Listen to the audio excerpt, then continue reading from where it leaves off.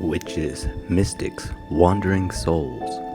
Tonight I have a tale for anyone who has ever knelt when their spirit wanted to stand. There once was a young man who lived in a hall of shadows and bone. The hall was ruled by a king who wore a crown made not of gold but of bleached white bone, sharp crooked pieces that curled around his skull like ribs of a cage. No torches burned in that hall. No windows open to the sky. The only light came from thin cracks along the ceiling where the world outside dared to slip in. The bone-crowned king sat upon a throne made from the same pale remains, skulls, ribs, and femurs stacked and fused into a jagged seat of power. And below him, always below him, knelt the young man. He had knelt there since he was old enough to understand words like duty and obedience and respect. Every day the king would speak. You will not leave this hall. You will not look beyond these walls. You will not raise your eyes unless I allow it. And every day the young man obeyed. He bowed his head. He kept his voice small. He folded himself into a shape that would not offend. Time passed that way. Years measured in the creak of bone and the weight of orders spoke in a voice that never softened. The young man's knees ached from stone beneath them. His back grew sore from staying bent. His heart grew tired of being quiet. But still he knelt, because he had been told over and over that this was the way of things. You kneel, I rule. You obey, I protect. And so he stayed. One night, when the hall was especially silent, the young man felt something strange, a breeze. Just the faintest brush of air against his cheek. There was no open doors, no windows, no cracks large enough to invite the wind. Yet there it was, cool, gentle, real.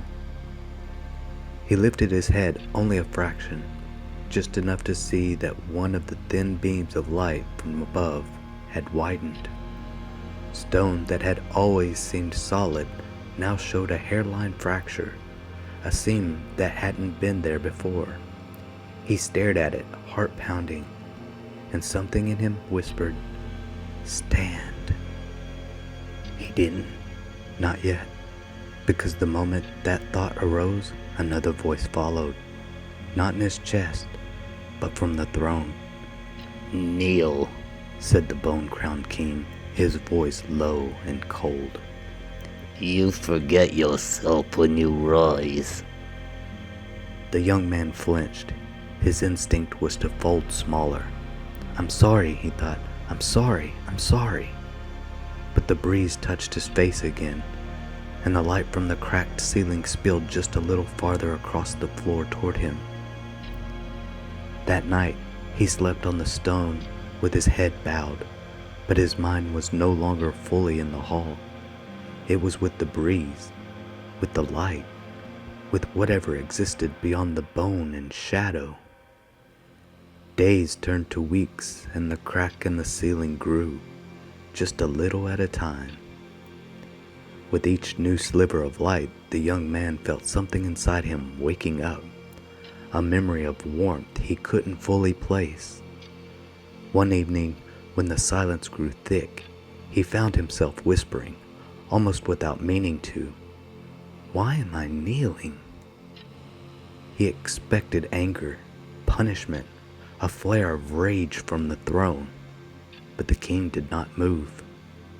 The only answer was the creak of bone as the crown shifted on his head.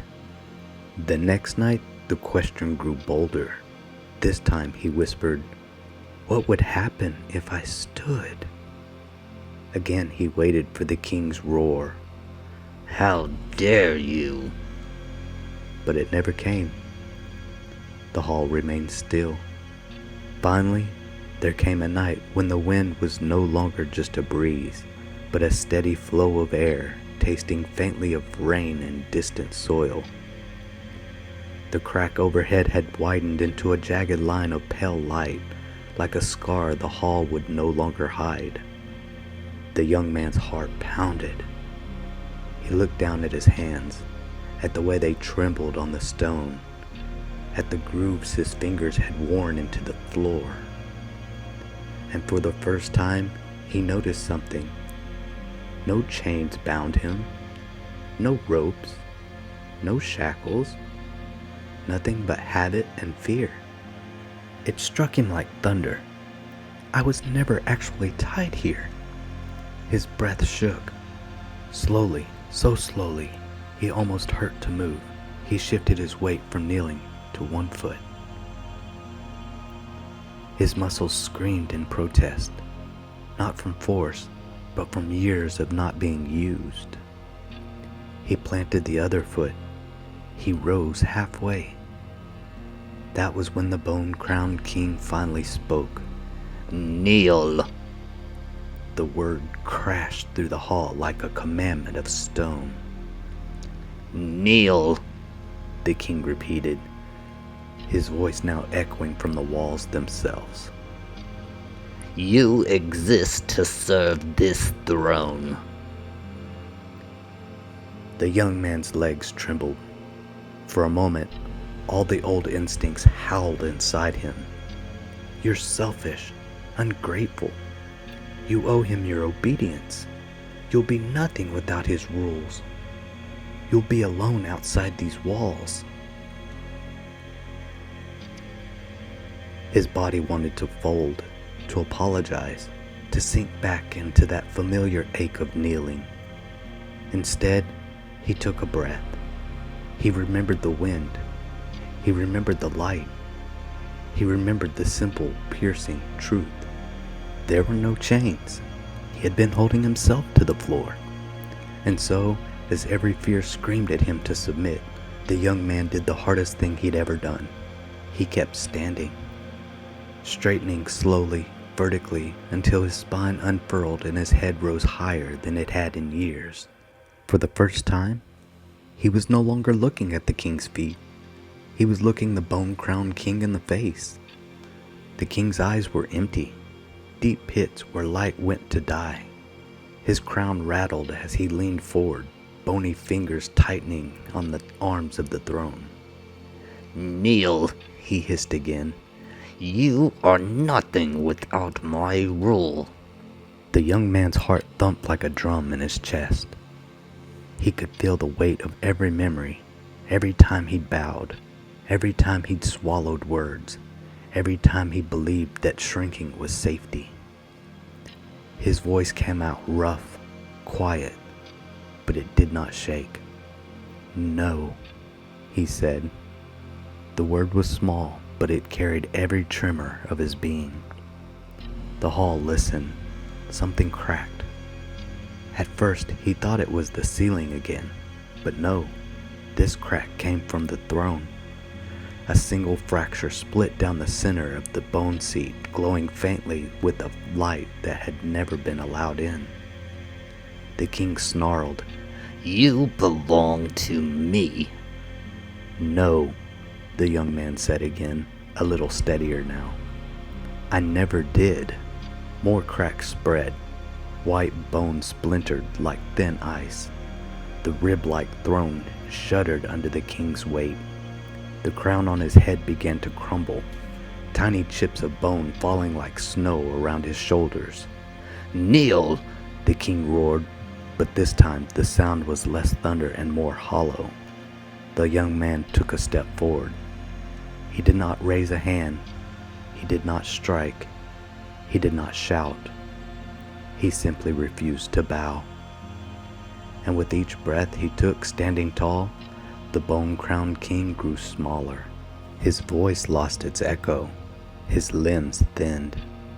His form shrank in on itself, as though he were made of nothing but brittle air and old commands. You needed me to stay small, the young man realized, the words soft but piercing. You needed me to believe you were the only source of power in this hall. He took another step. Bone snapped. The throne, unable to bear the weight of the king without devotion beneath him, split apart. The crown shattered, its pieces clattering to the stone. The bone-crowned king, that towering, terrible figure who had ruled his life for so long, collapsed into a heap of loose bones and dust. No blood, no scream, just the hollow sound of something that had never truly been alive, finally letting go. The hall fell silent. The young man stood alone amid the debris. For the first time, he realized how much space there really was. How wide the walls, how tall the ceiling, how many cracks of light had formed above him while he'd kept his eyes on the floor. He didn't pick up the crown. He didn't sit on the throne. He walked past it, past the bones, past the seat of fear, past the place where his knees had memorized the shape of the stone. He walked to the far end of the hall, where a door he'd never been allowed to touch stood waiting. When he pressed his hand to it, the wood did not resist. It opened as easily as if it had been waiting for him the entire time. On the other side was not another hall, or another ruler, or another cage. There was sky, wide, open, deep, and bright. There was wind on his face, an earth that did not belong to anyone else's command. The young man stepped through. He did not look back to see whether the hall still stood, whether the bones remained. He had no reason to, because he understood now.